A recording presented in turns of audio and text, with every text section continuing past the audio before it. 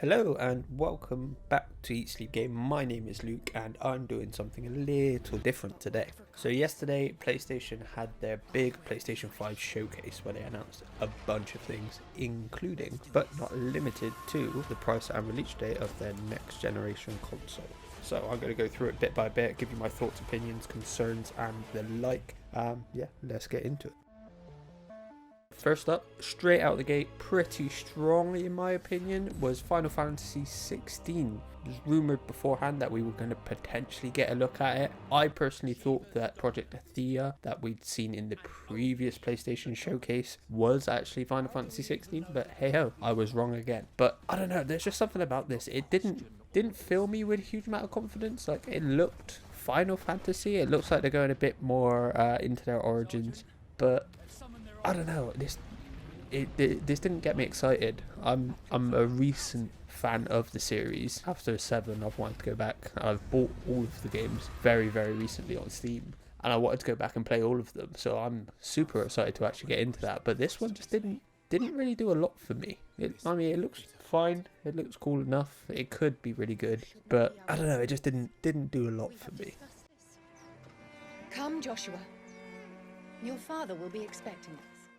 Next up, we got a new look at Spider-Man Miles Morales. And I actually think this was a really clever one because it starts off with a slow, just walking through a Christmas market sort of set piece. And this is really clever because it gets to show off a lot of the new technology like ray tracing and stuff like that. You can see it in the puddles, in the reflections on vans, in all the lights and stuff like that. Everything just looks incredible and looks really crisp. We got a fresh look at gameplay as well, so I've been super interested in this because, as a lot of you may know, Miles Morales has different powers to Spider-Man. He's got the standard Spider-Man powers, but he can also turn invisible and he's got like electrical charge attacks. We got a little bit of a look at how that's going to work in combat, and it all looks great. It looks like more Spider-Man, which is fine. My only worry is that the Spider-Man DLC wasn't very good. The first episode was pretty great. Second and third, however, left a lot to be desired. So my worry is that this, I don't know, maybe this follows the same trend, but I hope not. I hope I'm wrong. But on the whole, this looks great.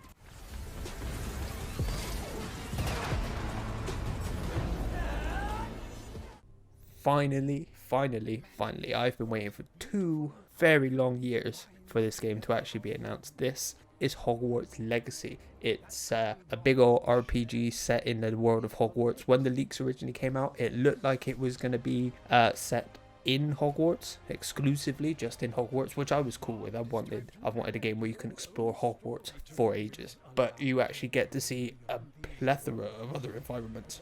To me, it looks very Fable, which I'm cool with. I love Fable. If this is somewhere between Fable and Bully, I am entirely in on this game. I've waited, as I said, for 2 years since those original leaks came out. This was the highlight of the show for me personally. I'm so very excited for this game. I cannot put into words. I just want this now. And the fact it's coming next year, big for me.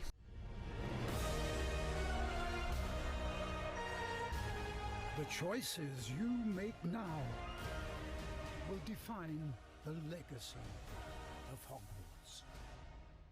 So after a solid start with Final Fantasy, Spider-Man and Hogwarts Legacy, we have Call of Duty next. And this is where it hits a little bit of a lull for me. I'm not the biggest Call of Duty fan. I really did like last year's Modern Warfare, especially the campaign, as you'll know if you've seen my review on the channel. But this really didn't do a lot for me. It looks fine. I don't think it looked quite as impressive as last year's offering did. Perhaps that is because they've got split it between 2 console generations, and it kind of makes things a bit more difficult. But yeah, it just didn't do a lot for me. It looks like it's still going to be fairly visually impressive, and it looks like it's still going to be that smooth Call of Duty gameplay that a lot of people know and love. But yeah, not for me.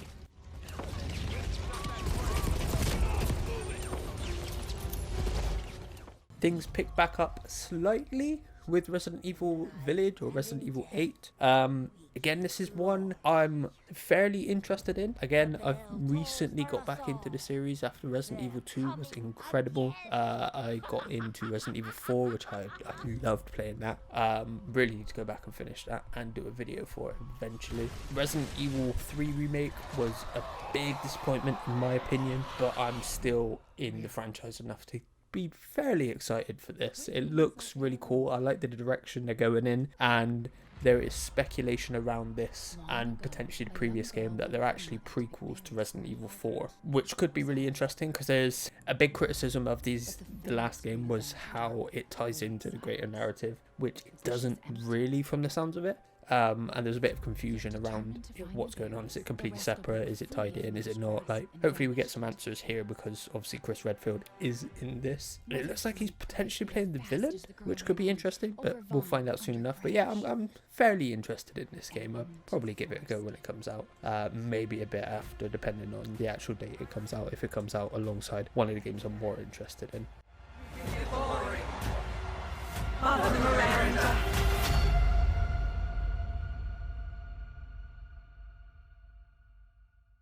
It's just a local tale. Straight back in with the LOL again, unfortunately. Deathloop is a game I'm mildly interested in. Fundamentally, it looks like it's going to be a good game. It looks like it's got a really cool idea behind it in the actual Deathloop mechanic, and having a slight puzzle kind of mechanic to it, figuring out how best way to get through a level and stuff like that. We've seen it in games like Minute.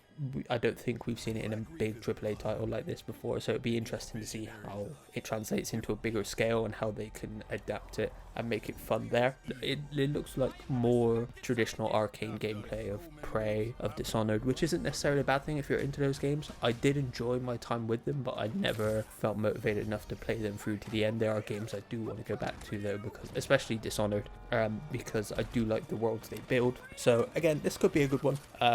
Hopefully it comes out and it does pretty well. I hope it is actually as good as I hope and not as kind of middle of the road as I'm expecting it to be. It looks cool. It has to be noted though that this trailer dragged on forever.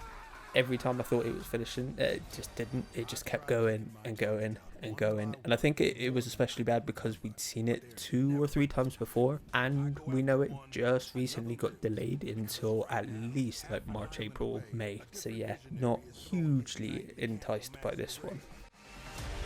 Alexis Dorsey. Everybody shut up!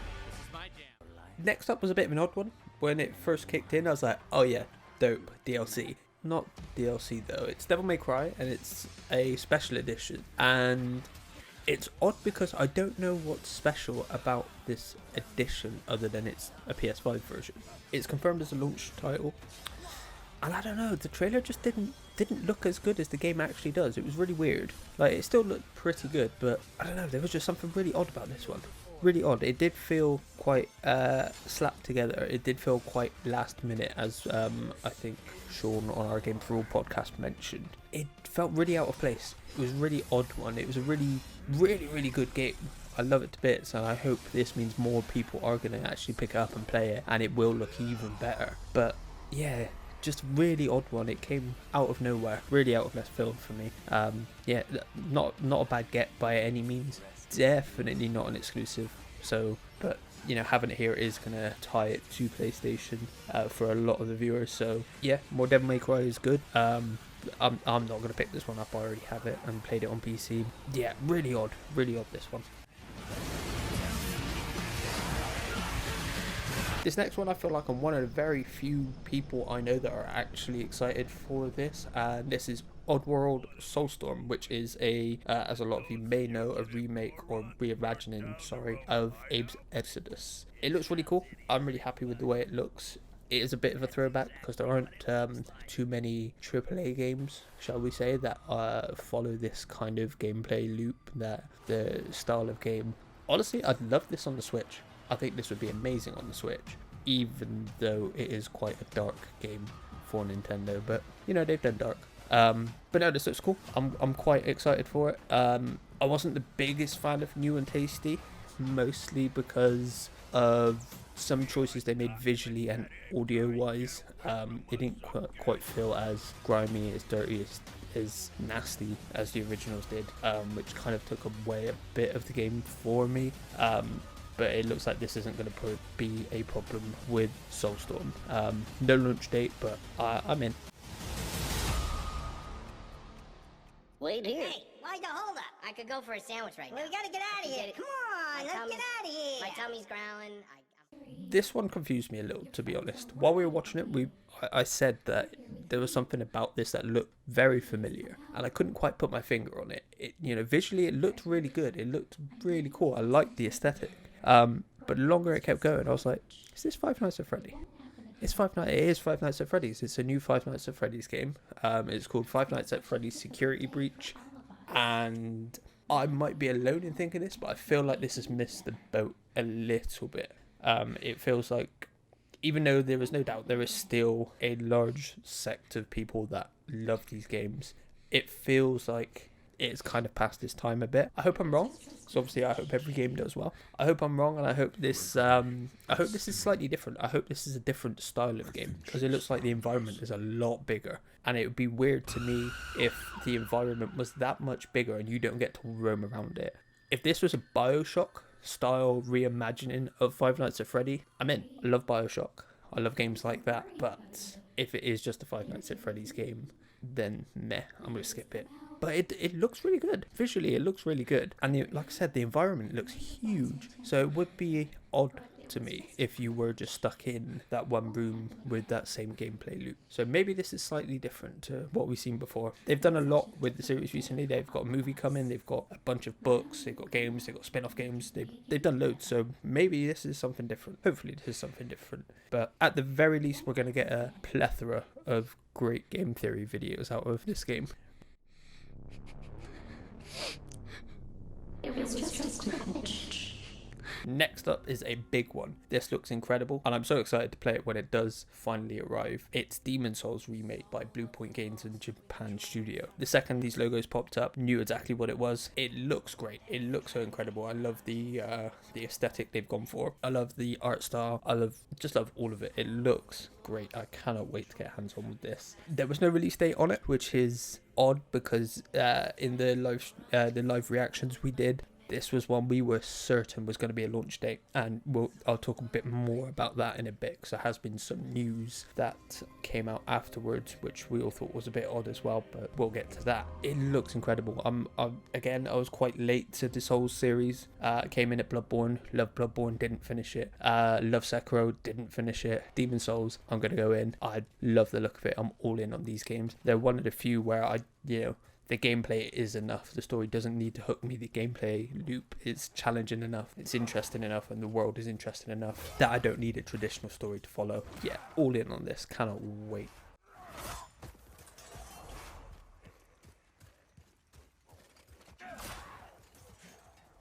So this next one isn't for me at all, but I think it is a really clever one. It's Fortnite.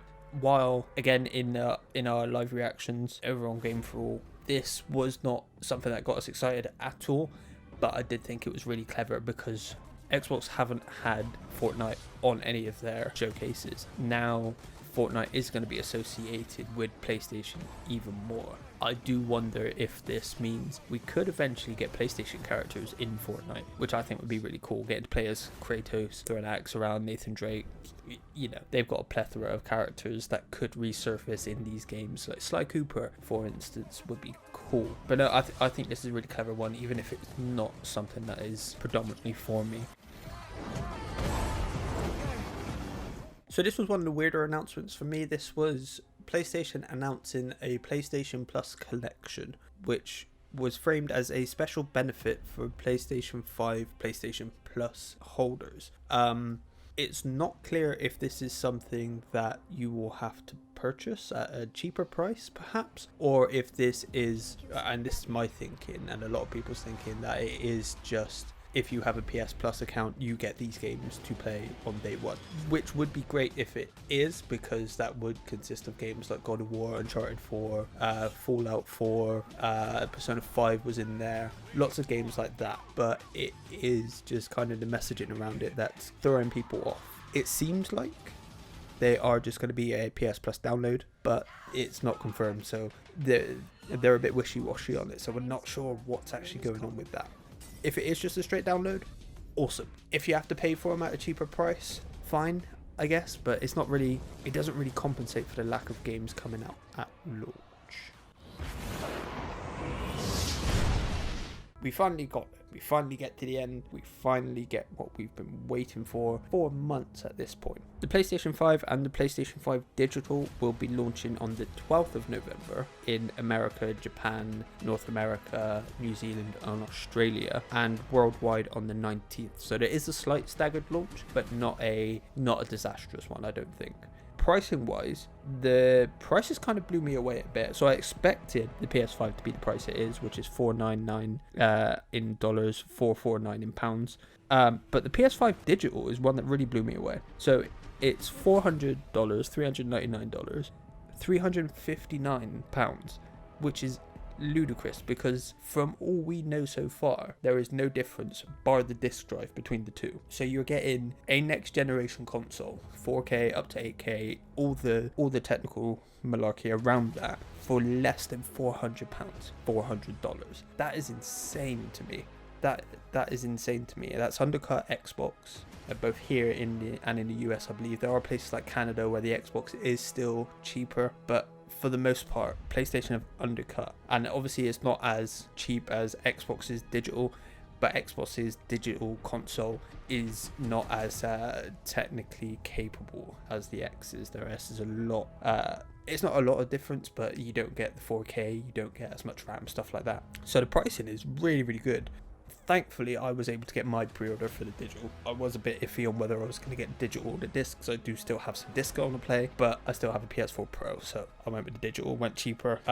So yeah, thankfully, I was able to get my pre-order. I know a lot of people weren't. I think everyone on the Game For All show were actually able to get ours. I think me, Jordan, and Sean were able to get ours, thankfully. But yeah, no, pricing is really, really good. Really good. I was hoping to see a revamp of PlayStation Now as well here. I was hoping to see their version of Game Pass, but it's not something they need necessarily, because they're in a position where they have the games to back them up, whereas Xbox don't have as many games of a high quality, just in my opinion.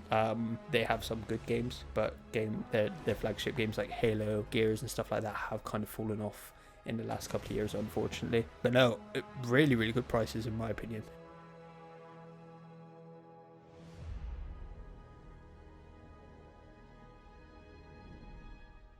And of course, this being a PlayStation show, they couldn't let us go. They had to have that one more thing. So, screen goes dark. You start to see some snow, and the second I saw that snow come in, I knew what it was. I was anticipating a God of War announcement of some kind, even a little teaser, which is exactly what we got. We get the God of War logo slowly come in. You hear the buttery, beautiful tones of Kratos just murmuring a little bit in the background. You hear some of that iconic theme tune, and then you get Ragnarok is coming. And the thing that blew me away is that it's coming next year. It's coming in 2021. I imagine, because 2021 is going to be a huge year, I imagine that we'll see Horizon come in hopefully in February. I'd love for them to keep that February date, but I'd be surprised if they did. I'd imagine this is going to be a summer game, and then I would imagine God of War 2 is going to be the full game if it doesn't get pushed, because remember the last one got pushed as well. That got given more time. That was meant to release the previous year. It was meant to release late in 2017 and eventually launched early in 2018. Kind of think this might be the same thing here, but as a lot of people have noted, they're probably using the same engine. They probably continued work straight after finishing up on the original God of War, because they didn't do any DLC. They only added in New Game Plus and photo mode and little bits like that. So I imagine they pretty much rolled straight on and continued, especially from the sounds of what Cory Barlog was saying, is how they had to cut themselves off at the end and stop making the game. So it doesn't surprise me hugely that, you know, within 3 years we get a second one, but it also wouldn't surprise me if this does get pushed to early 2022. So yeah, before we wrap up, there was some news that came out pretty much immediately after. So we originally recorded like initial reactions after the conference. It was a shorter video for Game for All. While we were really positive about a lot of the games we saw, there was a lot of negativity because there was only one thing, and that was Devil May Cry, that got shown as a launch title. So we were all kind of like, you know, what's pushing us to buy these consoles? We don't have games. We don't have new games coming. We've only got the games we've already played coming. Literally 10 minutes after we finished recording, PlayStation blog, Jeff Keighley, even Shuhei Yoshida all confirm that a number of games are actually day one, which threw us all for a loop. Immediately made me pre-ordered PS5. Those games being obviously Astro's Playroom, which we know about, that's pre-installed on PS5. The Demon Souls game that we saw will be available at launch. And along with that came the confirmation that Sony first party titles were going to be $70, which probably equates to between £60 and £70. Not 100% sure yet. Destruction All-Stars coming day one, Marvel Spider-Man Miles Morales and its Ultimate Edition, which I don't know what that consists of so far. Also coming day one, slightly cheaper though because that is an expansion really, and Sackboy's Big Adventure all coming day one. So it's really odd because in the showcase there was no kind of inclination that any of these games will be coming day one. Spider-Man got 2020 launch date, we didn't see Sackboy, we didn't see Destruction All-Stars, we didn't see Astro's Playroom, but we already knew about that. And Demon Souls didn't even get a year. Demon Souls had nothing after that. So the only thing I can think of is that these conferences, obviously each trailer is put together by different teams.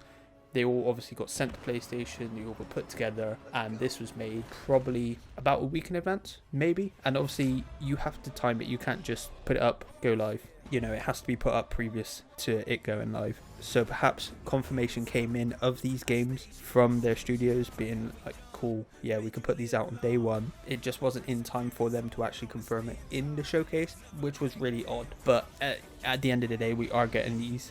It was just really confusing time. Because like I said, in the space of 10 minutes, we literally went from, we're probably going to wait until Christmas, which granted is only an extra month. I personally was going to wait until Christmas when Spider-Man was coming out, when probably Ratchet was out, and pick it up then. But then seeing this, I was skeptical at first. I was like, is this real though? And then Jeff Keighley confirmed it, Shuhei Yoshida confirmed it, came from PlayStation blog. Immediately went over to Game and pre-ordered mine. Wasn't on Amazon at the time, I would have preferred to get it there, but hey ho. But yeah, really odd timing on that, really odd timing, but it is what it is. We do have first party games coming day one, finally, thankfully. On the whole, I thought this was a pretty good conference. You know, if this was at E3 and if it did have a crowd in front of it, no doubt Final Fantasy would have got a huge pop. No doubt Hogwarts would have got a huge pop. Not sure about Five Nights. Demon Souls probably would have, but we've seen it before, so it would just be watching with intent. And without a doubt, the price and the God of War teaser at the end would have blown the roof off. I think the prices are really, really good. I think now that we know about the games that are coming day one, it does add value to that console. It does, what, like I said, in the space of 10 minutes went from not really thinking about getting one for an extra month or two, maybe even wait until my birthday in March, to, you know, I've got my pre-order done, dusted. It shows how big a difference day one games can make. And these are, like, to be fair, we could have some really good day one games. Like Demon Souls could be exceptional. Spider-Man, even though it's a smaller experience, again, could be really, really good. They're probably not going to be any kind of Breath of the Wild, but it is just more than Xbox is showing us at the minute. Unfortunately, with Halo getting delayed, it's such an unfortunate situation for them because they have got such a good console from the sounds of it, but they've only got older games, it looks like, to play. Hopefully there is an Xbox conference again coming up, because obviously their stuff got leaked, and it does sound like they did have a couple of announcements that they did want to make there. So yeah, I'll probably do another video for that. There is a Nintendo conference coming up later today as well that we're gonna probably be doing a video for over on Game for All podcast. I don't know if we'll do one here, but we'll see. But yeah, thanks for tuning in, and I will see you again pretty soon.